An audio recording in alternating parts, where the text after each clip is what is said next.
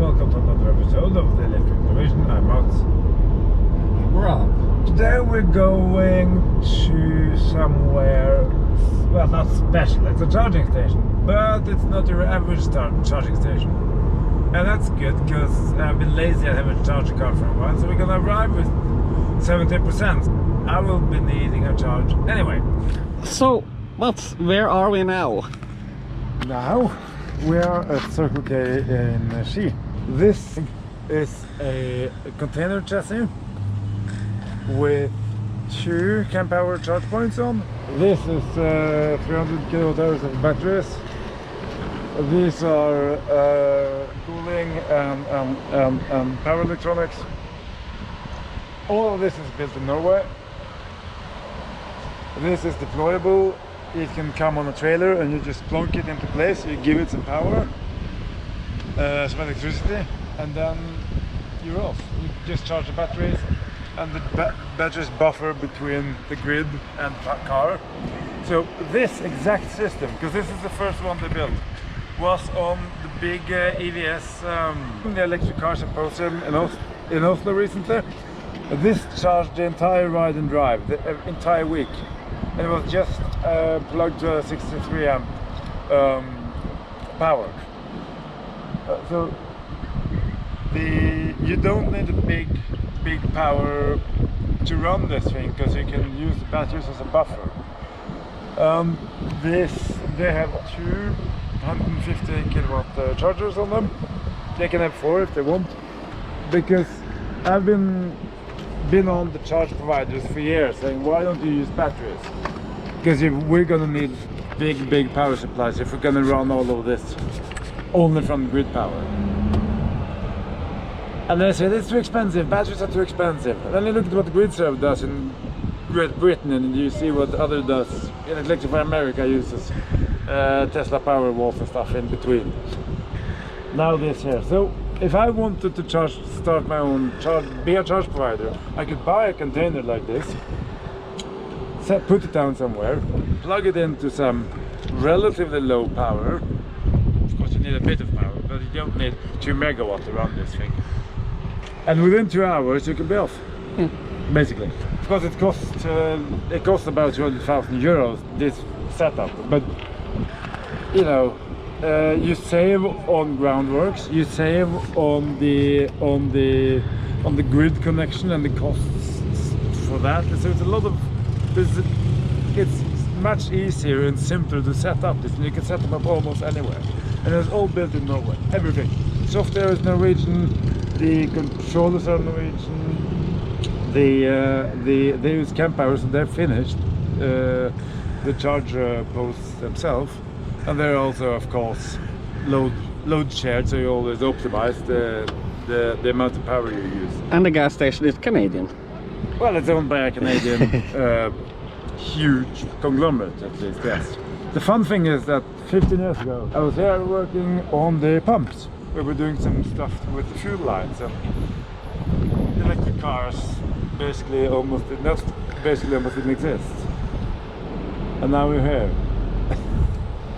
It's fun how things can change. And we are charging. We get 40 kilowatt now. Look at the charge curve.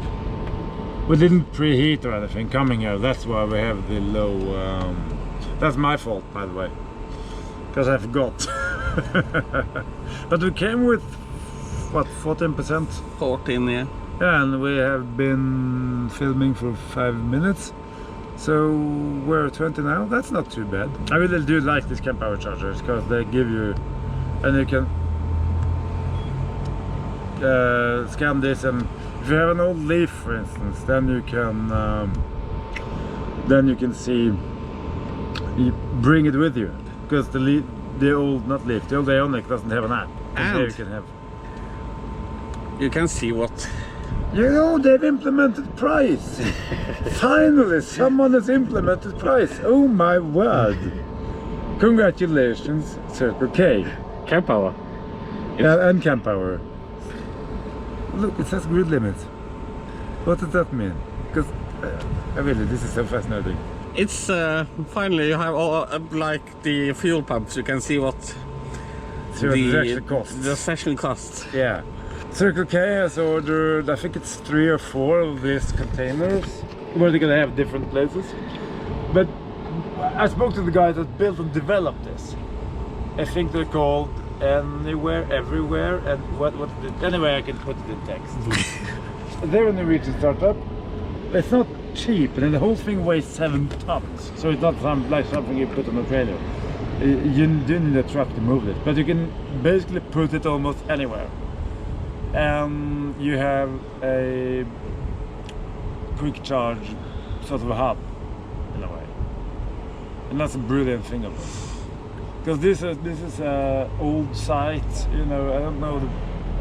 Maybe there's not that much power availability and all of this, and with the battery packs, you always have. Of course, if there was a constant stream of cars here, you will reach a point where the batteries are running low and you're limited by the grid connection. But that's a very.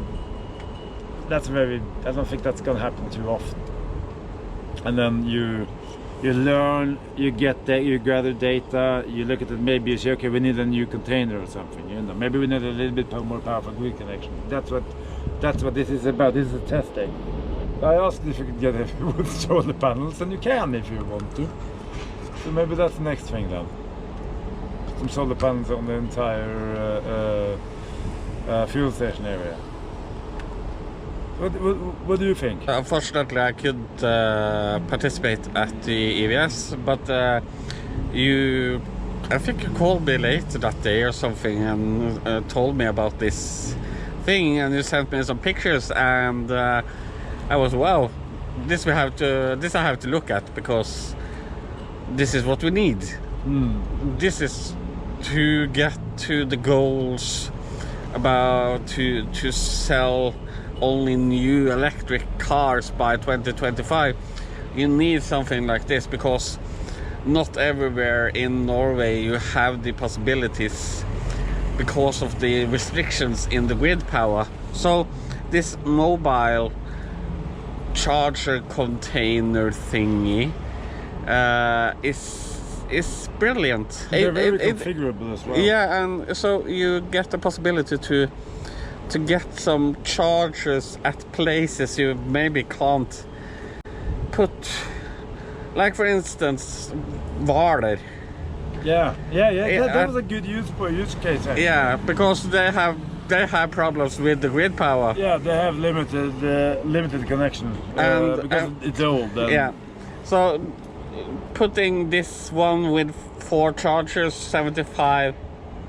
Maybe you put on down 2 containers then. Yeah, 1 container with 4 chargers at 75 kilowatts. It's a good start. Yeah, because I asked, what if we can deliver what you want, and we even asked, because this is a thing comes up with payment, and someone asked, can you deliver this with a card reader on, with your credit card reader, and they said, Kempower can deliver whatever you want. Really. Yeah. It's not a problem. It's not a limitation in any way. It's just what you order and how you want it set up. Yeah.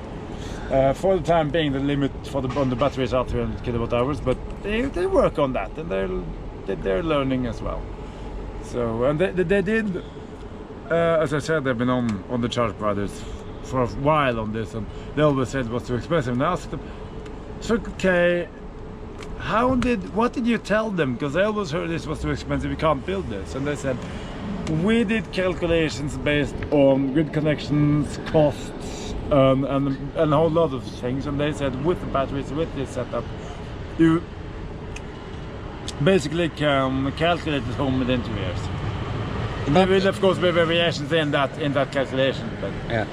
And I think maybe this type of thing, yeah, it's costs some money now because it's new and you haven't developed it so much. The tech, so maybe you can take down the price in a while, and it's like housing estates and stuff like that haven't, it's old and have old grid connections. Yeah, but that's not really what this is about.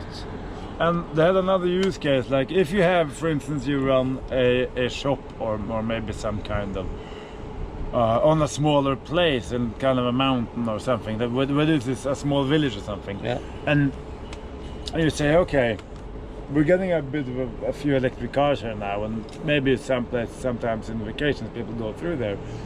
You can buy one of those, plonk a name on it, because Circle K is not building this. These are built by a separate company. Yeah. And they said, yes, it costs about 200,000 euros to buy, but you can buy this, put it down on your lot, on your land. 3 hours you're up and running and selling power. Yeah. And they are set up in a way that because they have batteries, they can sell grid services. So you can run frequency stabilization, and you can run peak power shaving, and you can have several credit strips going. It's not doing it now, but you can. And I think that's sort of very exciting. It's of course not meant to be removed. It's not like mobile in that sense, but still. And this thing is from Rykken, not far from here, so... Yeah. And we're at 30%. Actually. But we have a very flat... We have flat charge curve at 40 though.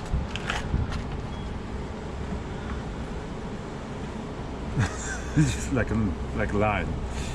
So, anything you want to add? I see here.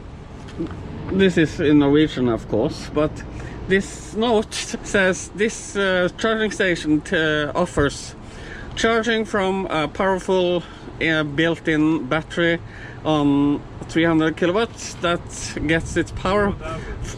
Thank you. That gets its charging power from a normal outlet inside the Circle K station. Did you know that? No, I didn't, and I wonder what they mean by normal, because you don't run this thing on a 10 amp circuit. Probably 64 or something, because that's what we use at EVS, and that worked very nicely. Here you can see the website if you want more information. Elywhere.com.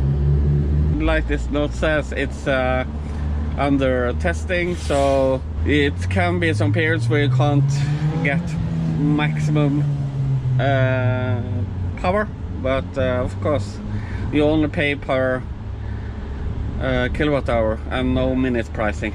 And when we came here, because before I plugged in, it was running everything here was black, both of them, and they're running some self-tests, so they are clearly running system tests and optimizing, and that's fine.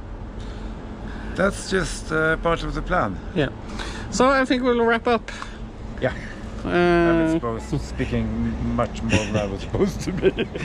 It's just so exciting. It's wonderful that finally something happens in Norway as well. Yeah. Not just grid serve and the Americans run off with all the exciting new stuff. Okay, so thanks for watching. Remember to like, comment, subscribe and all that stuff, and we'll see you in the next one. Take care. Bye bye. Bye.